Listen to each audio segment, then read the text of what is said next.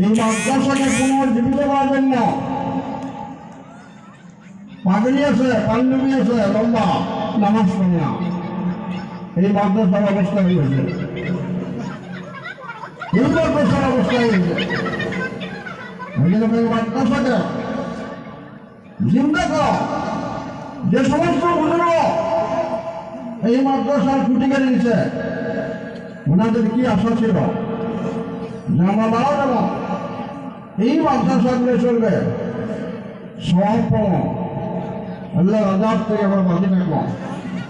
আমরা পাবলিক 1 টাকা 2 টাকা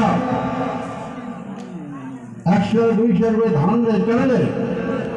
ফলো করে আজাদের জন্য, ফলো করে যেটা আল্লাহ জাহান্নামে না দেয়।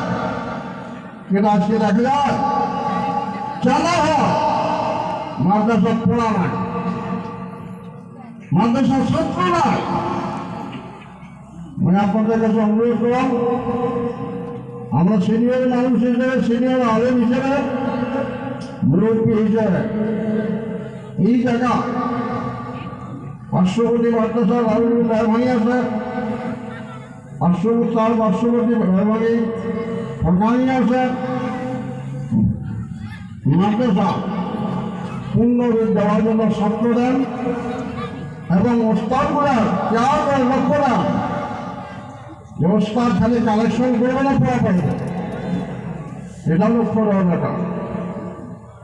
আমরা ছাত্র দেওয়ার জন্য রাজ দিয়েছি, ছাত্র যেন মাদ্রাসার পূর্ণ পর্যায়ে উন্নতি আমলগুলো হয়। কথাটা অনেকের ভালো লাগবে, অনেকগুলো বেড়া লাগবে। টিচার মিটার আসলে মানুষ ঠিক হয় না।